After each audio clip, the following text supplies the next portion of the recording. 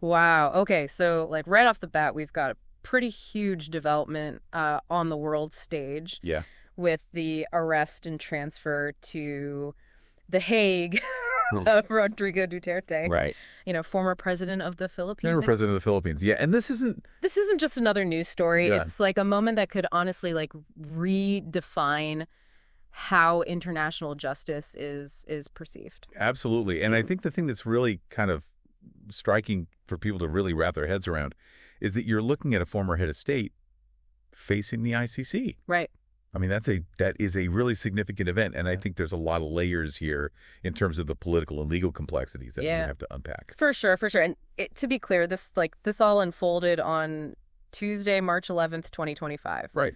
when Duterte arrived in Manila from Hong Kong. Yeah. And an ICC warrant was just like waiting for him, right? Yeah. Tied to like these incredibly serious allegations and crimes against humanity stemming from his war on drugs. And I think that the timeline here is really important. Yeah. The alleged crimes spanned from November 2011 to March 2019. Right. So a significant period of time. Yeah. So that covers his time as mayor of Davao City and then a significant portion of his presidency. Yeah. And you know what's really fascinating to me about those dates is how there's that overlap. Yes. Right. So you have this period of time where he's mayor and then it extends into his presidency, which suggests that there's this sort of continuity of these alleged actions. Yeah. Right?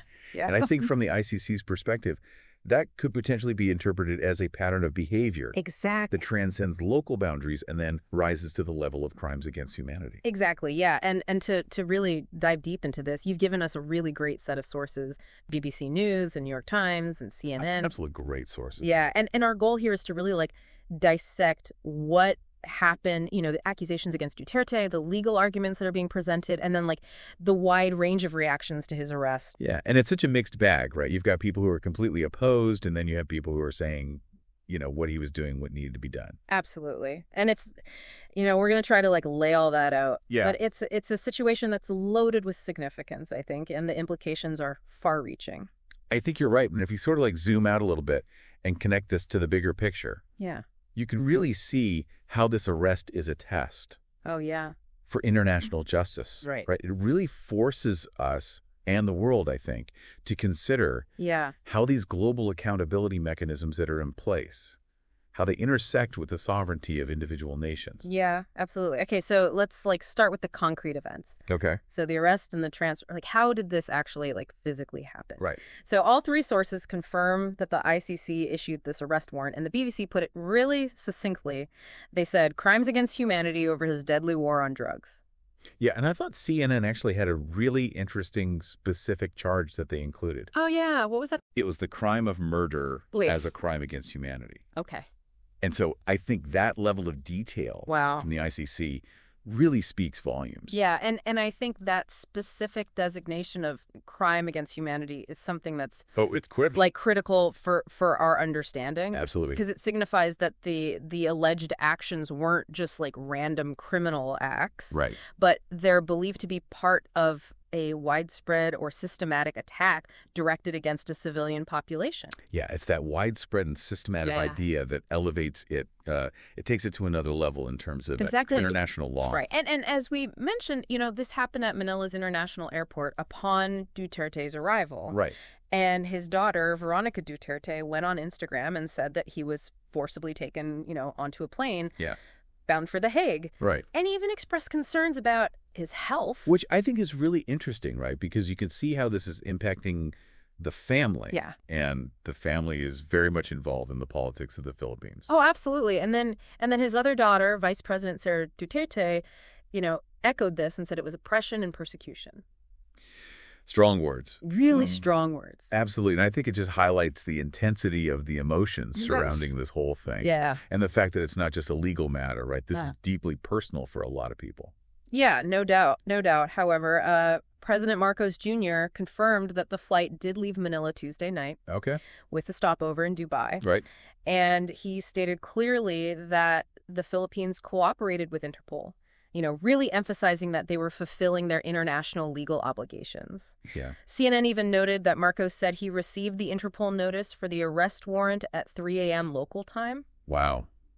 So very early. Yeah, very early in the morning. So I think that points to a level of official cooperation that wasn't necessarily expected. Well, and I think this cooperation from Marcos Jr. Mm. is a really key development for people to pay attention to. Yeah. Because, as you know, his administration had previously seemed hesitant to fully engage with this ICC investigation. Yeah. So this shift in his kind of approach Yeah. to it suggests that there may be something bigger at play here, Yeah. right? And potentially a recalibration Yeah. of how the Philippines is going to relate to international justice going forward. Totally. And the ICC, like, they were quick to reiterate that the arrest warrant covered actions allegedly committed between November 2011 and March 2019. Right. So really firmly establishing the time frame Yeah. that they're looking into and asserting their jurisdictional claim based on the Philippines, former membership in the ICC. Absolutely. So I think that kind of lays out the physical reality, of the arrest and the transfer. Right. So now let's dive into like the core of why this happened. Okay. The war on drugs and the allegations that surround it. Right. And I think this is where it gets really interesting and frankly deeply concerning. Yeah. During Duterte's presidency, the BBC reported that thousands of small-time drug dealers, users, and others were killed without trial. Right. The New York Times even cited estimates from human rights groups Wow. reaching as high as 30,000 deaths. Oh my gosh. And so what I think is really striking about these numbers, beyond just the sheer tragedy of it, Yeah. is that the ICC is likely looking at the scale of this Yeah. as an indication that there was a very deliberate and widespread attack against the civilian population. Right. Mhm. And that's really what moves it beyond isolated criminal acts into the territory of crimes against humanity. And that's a really crucial distinction in international law. Yeah, and it is an unimaginable scale of loss. It is. And the ICC warrant reportedly indicates reasonable grounds to believe that these attacks were both widespread and systematic. And again, it's that phrase widespread and systematic. Yeah. They carry so much weight under the Rome Statute, which is the ICC's founding treaty. Right. It implies that there's not just a bunch of different incidents that have happened, but that there's a pattern of violence here. Right. And that this pattern of violence was organized or at least tolerated by state authorities. Yes. So it's not about, a few bad apples or isolated cases of police misconduct. Right. This is suggesting that this was a state policy or a state practice. Exactly. Yeah, and our sources highlight some really troubling reported police practices. Yeah. So the New York Times details how police routinely claim that victims resisted arrest, Right. often in circumstances that seemed very improbable. Yeah, a little suspicious. Yeah, and a UN report that was cited by the BBC found that police systematically forced suspects to make self-incriminating statements Wow. or risk facing lethal force. Yeah. And they even reportedly conducted house raids without warrants. So really bypassing a lot of those Yeah. legal safeguards that are in place. Yeah, so these aren't just procedural errors, Right. This points to a fundamental disregard For the rule of law. for the rule of law. Yeah, I think you're absolutely right. Yeah. It paints a very grim picture. Yeah. It suggests that you have this climate where the presumption of innocence is essentially flipped, Right. and where the state apparatus was being used in a way that bypassed those legal safeguards that should have been in place. Yeah. And unfortunately, it led to a huge loss of life. Right. And what's also noteworthy is Duterte's own rhetoric. Oh, yeah, he was very vocal.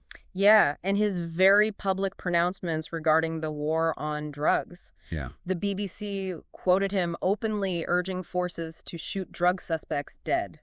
Wow. Yeah, and in a parliamentary investigation, as the New York Times reported, he took full legal responsibility. Huh. He even said, I should be the one jailed, not the policeman who obeyed my orders. It's a very interesting statement. It is. Because on one hand, Yeah. it seems like he's accepting responsibility, Right. but he's also framing the police actions as just them following orders. Yeah. So potentially deflecting blame from the broader policy itself. Right. And that's a crucial point to consider. It is. Because while he's acknowledging his role, he's Right. also positioning the actions as being carried out by subordinates under his command. Right. But international law, particularly the concept of command responsibility, holds leaders accountable for the Yes. actions of those under their command. Yes, if they knew or should have known Right. about what was happening. Right. If they failed to prevent it or punish those responsible, then they bear responsibility too. Yeah, that's a vital distinction. Absolutely. And he was also quoted by the BBC as saying, do not question my policies because I offer no apologies, no excuses. I did what I had to do. I did it for my country.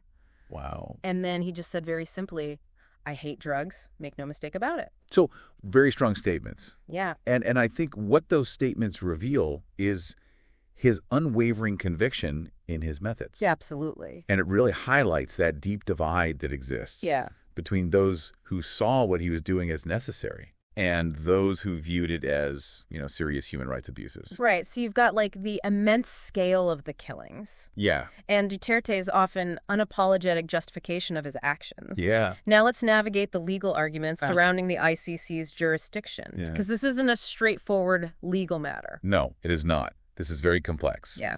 Duterte's core argument, and he repeated this over and over again, is that the ICC has no jurisdiction because the Philippines officially withdrew from the court in 2019. Right. He even went so far as to call for a formal declaration that this withdrawal effectively terminated the ICC's authority in this matter. Okay, but the ICC has a counter-argument to that, right? Of course they do. Yeah. They're not just going to let him say that and walk away. Right. Their argument is that they retain authority over alleged crimes that were committed while the Philippines was a member. Right. Specifically between November 2011 and March 2019. Right. So that is the central point of contention. Right.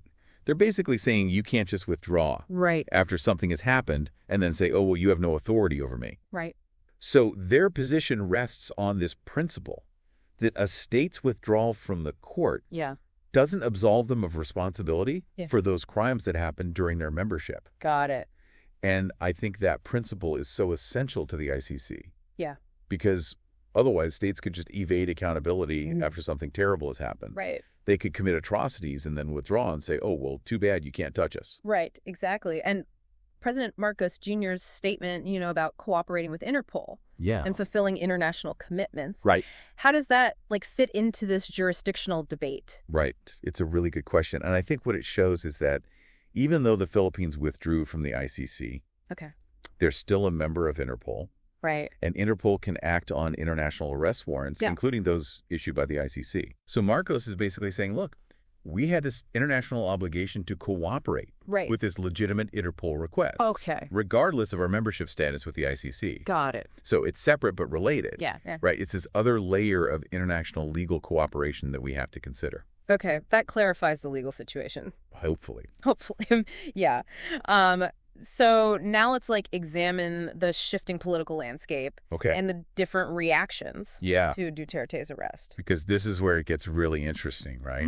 You see the human element and the domestic politics of the Philippines come into play. Yes, absolutely. So, as our sources indicate, President Marcos Jr.'s initial reluctance to cooperate with the ICC seems to have changed as his relationship with the Duterte family unraveled publicly. Right. And both the BBC and the New York Times really highlight this growing rift between them. And Marcos' statement that the country was meeting its legal obligations regarding Duterte's bloody war on drugs, it seems like he's really distancing himself. It does, doesn't it? And I think it's interesting, too, that the BBC included this quote from the political scientist Richard Hadarian, who suggests that this pursuit of justice actually aligns with Marcos's own political interests. Okay. Interesting. So it's not necessarily just about the law, right? Yeah. This might be about him consolidating his own power by distancing himself from Duterte.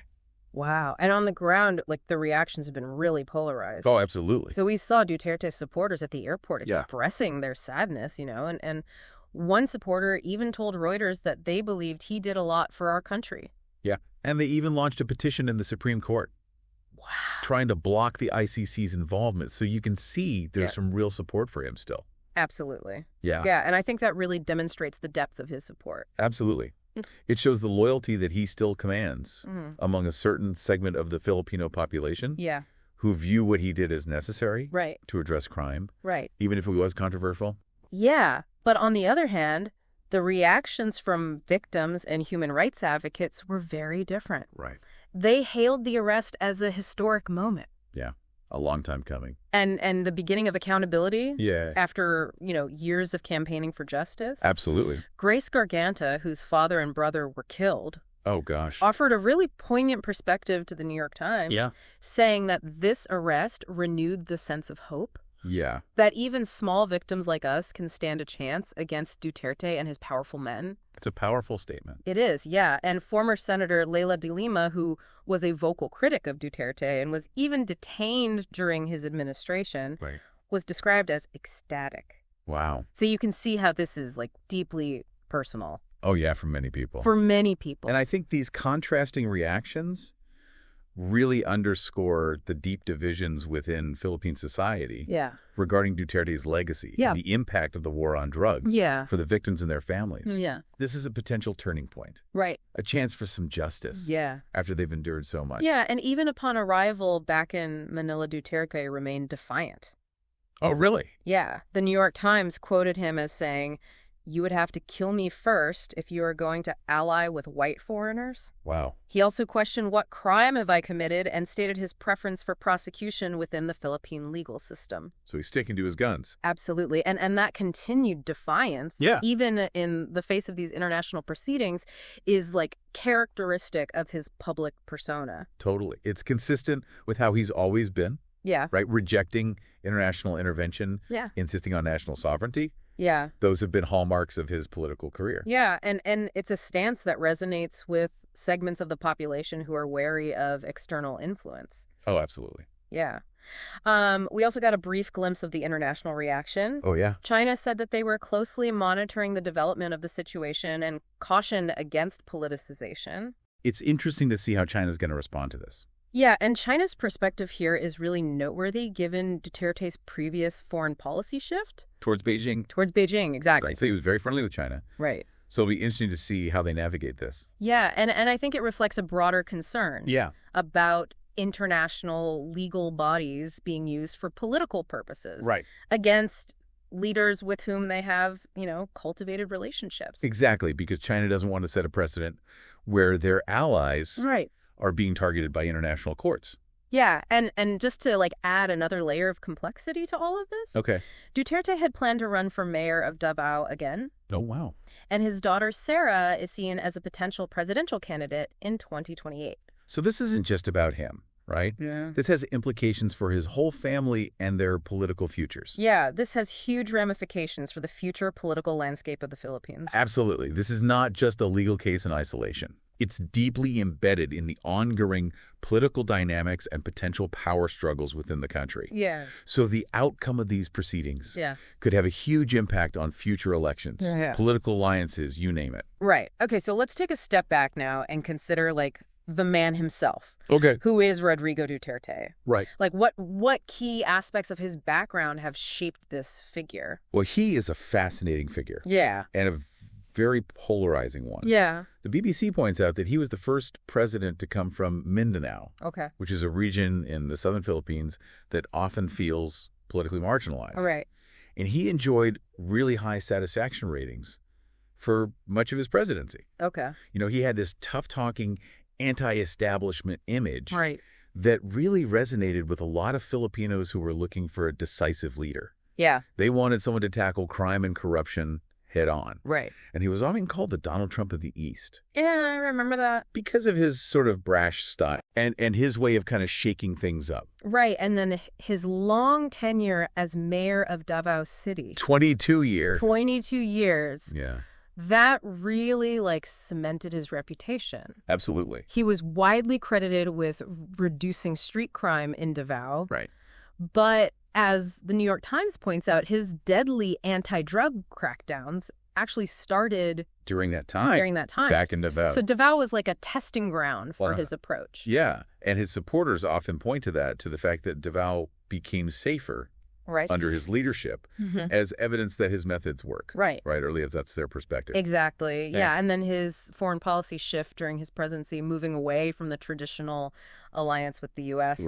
And towards China. A big shift. A huge shift. Yeah. And the BBC mentioned that Marcos Jr. has actually reversed course on that. Right, back to the U.S. Back to the U.S. Yeah. So it's interesting how Duterte's policies had a lasting impact. Yeah, they really did. Even as his own, legal troubles are unfolding. Right. So this case, as you can see, is very much intertwined with the history of the Philippines. Right. The complex political dynamics. Yeah. And very strongly held beliefs on all sides. Absolutely. So now let's consider like the broader implications of Duterte's arrest for international justice and beyond. Right. So I think the New York Times made a really important point here. Yeah. When they said that this case puts Duterte in the same category as other really high-profile people that the ICC has gone after. Okay. Like who? Like Benjamin Netanyahu, Min-Aung Hlaing, and even Vladimir Putin. Wow. So this is not a small potatoes kind of thing. Right. The ICC is really going after some of the most powerful people in the world. Yeah, and what does that signal, like what does that say about the ICC? I think it shows how ambitious they are. Okay. Right? Yeah. They're not afraid to go after sitting and former leaders. Wow. And that's a potential shift. Yeah. In how we think about accountability on the international stage. Right. And for the Philippines itself, could this be a turning point? It could. Away from this culture of impunity that we've seen regarding human rights. I think at the very least, the arrest itself sends a really strong message, both domestically and to the rest of the world, that even former heads of state aren't above the law. Right. Now, whether this leads to a real and lasting change in the Philippines remains to be seen. But it's a huge step. Yeah, and it also brings up that tension between national sovereignty and the pursuit of international justice. Absolutely. Because Duterte's argument about Philippine courts being the proper venue speaks directly to that principle of national sovereignty. Absolutely. And I think his defense is going to really emphasize that. Yeah. Right? They're going to say this is a matter for the Philippines to handle, not for some international court. Right. But the ICC is going to say, no. Right. We get to step in when national legal systems aren't working. Right. When they're unwilling or unable to prosecute these really serious international crimes. Right. And the precedent-setting nature of this, potentially holding a former leader accountable for such widespread human rights abuses. Yeah, it's huge. That could have, ripple effects. Yeah, absolutely. For international law. It could embolden the ICC to go after more leaders. Right. And it could also make leaders think twice before they do something. Right. That might land them in The Hague. Wow. And finally, as we look ahead, we're anticipating Duterte's initial hearing at the ICC. Right. And this is likely to be a really lengthy legal process. Years, potentially. Years. It's important for people to understand that the arrest and the transfer are just the beginning. There's going to be a lot of investigation, evidence gathering, potential trials, appeals. Wow. This is going to be a long and complex journey. Well, this has been a really deep dive into a very complex and rapidly unfolding situation. It has. And I think Rodrigo Duterte's arrest and transfer to The Hague is a pivotal moment with huge implications. Not just for the Philippines. But for the world. But for the world, yeah. And it's a story that really demands our attention. For sure, it's not going away anytime soon. And that brings us to our final thought for you today. Okay. So, as you've heard, this case really sits at this intersection of national sovereignty and international justice. Right. For these deeply troubling allegations. Yeah. So think about the fundamental differences in how justice and accountability are perceived. Yeah. From national and international perspectives. Right, because those two things can be very different. Right. Right. What one country considers justice might be completely different from what the international community considers justice. Right. So how do these viewpoints come into conflict in cases like this? Yeah, it's a tough question. And what do you believe are the long-term implications for international law and the responsibility of individual leaders? Right. In a world that's grappling with such serious issues. It's a lot to think about. It is so. We encourage you to continue following this really significant story and to think about the different perspectives and arguments that are going to emerge as this case progresses. Absolutely. It's going to be fascinating to see what happens. Yeah.